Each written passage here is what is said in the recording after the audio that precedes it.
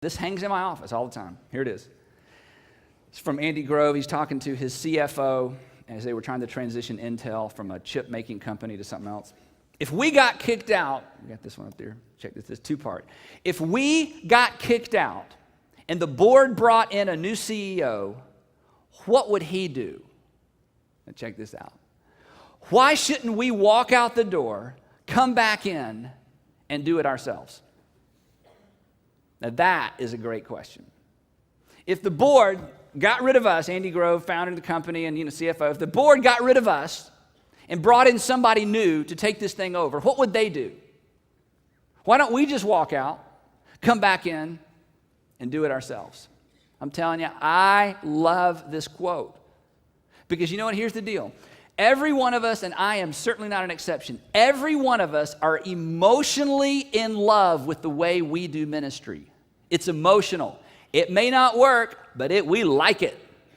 It's like an old couch. Once you get rid of that old couch, I love that old couch. That's where I kissed my girlfriend who became my wife and my first puppy, and our baby played on that couch.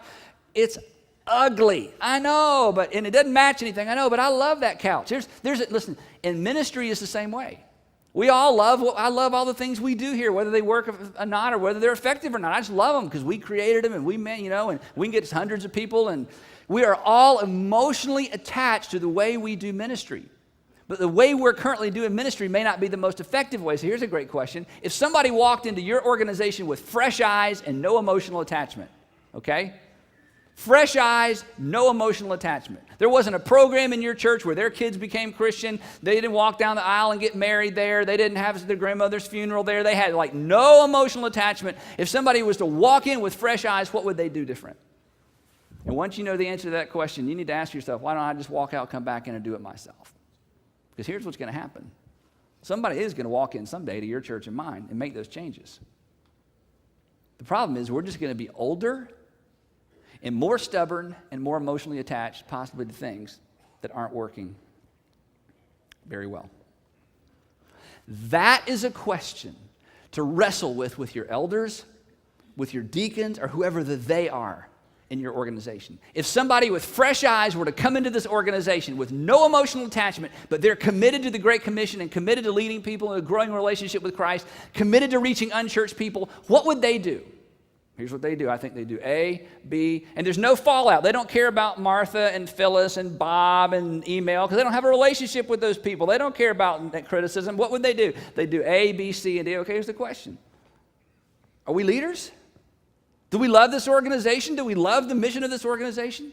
Then why don't we walk out, rehire ourselves, and come in here and do what we know in our hearts needs to be done?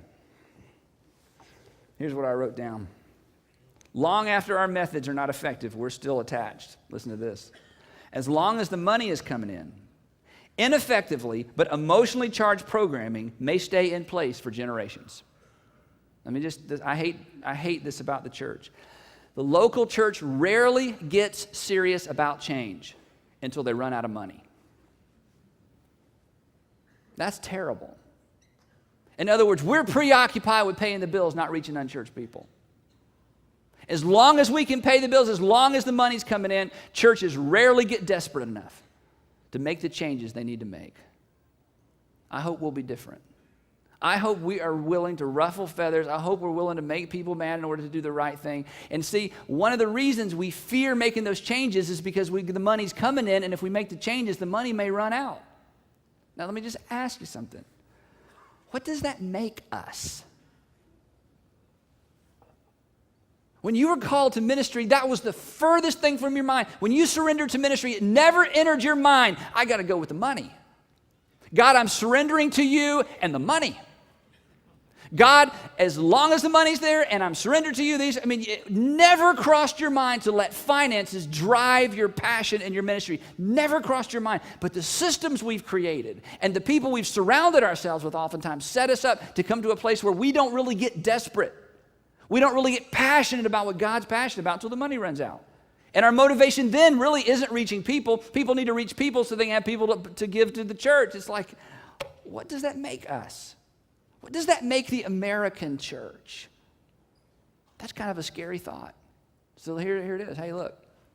Well, if you got fired and they hired somebody new, and they weren't worried about what people thought, and they didn't have any emotional attachment to programming, what would they do? Why don't you guys just walk out, have lunch, come back in, just do it yourself? Because in most cases, we already know the answer to the question, what needs to be done? Sometimes we're not really sure why we're not willing to do it. Let me tell you about our current discussion right now with our leadership team. This is as current as this Monday morning. This Monday morning, we had a leadership team. We got Drive coming up, and I thought, I don't care. We're digging in. We just got to make progress. Our current discussion right now is this. This is the two questions we started discussing 2 weeks ago as a leadership team. What's in decline, and where are we manufacturing energy? What's in decline, and where are we manufacturing energy? You know what manufacturing energy? It means you get up and you give an announcement. Okay, now make sure all of y'all come to the thing and bring your children. It's really going to be great. And you're thinking, I'm not coming to that. And my kids will hate it. But now everybody needs to come. Bring your mama. You know, you're having to manufacture energy. You're having to pretend. It's like when the education director, who's never stepped foot inside a Sunday school classroom, gets up and announces Sunday school. And you're going, wait a minute, you don't even go to Sunday school. I know, but everybody else needs to. Why don't you go? I got to walk around and make sure Sunday school's going okay. You just don't want to go to Sunday school is your problem. Preacher's going, you got to go to Sunday school. I don't go either. My wife doesn't go. In fact, none of my friends go. But y'all need to go. See, you're manufacturing energy. You're pretending something's important that you know is not important. So we ask ourselves, we've asked these questions before. What currently at North Point, Buckhead, Browners Bridge, what's in decline? Where do we feel like we're having to manufacture energy? Not where are people not attending. People attend everything. Where are we having to manufacture energy? Not we got to do something because we can't pay for it. No, I don't want to wait till it's that. What's in decline and where are we manufacturing energy? And then this next Monday morning, we're taking those two questions and we're going to start asking these questions. Ready for this? We started a process where we're going to unearth and evaluate all of our underlying assumptions. All of our underlying assumptions, because we don't know what they are anymore. We've been here too long. Your underlying assumptions are the things that drive your decisions, and you don't even know what they are anymore. Underlying assumptions are things like at Kid Stuff, we say, one of our bylines at Kid Stuff is, what happens at home is more important than what happens at church. What happens at home is more important than what happens at church. You know what? I think that's true, but that's an underlying assumption. We need to have that on the board. That's one of our underlying assumptions. What are the rest of them?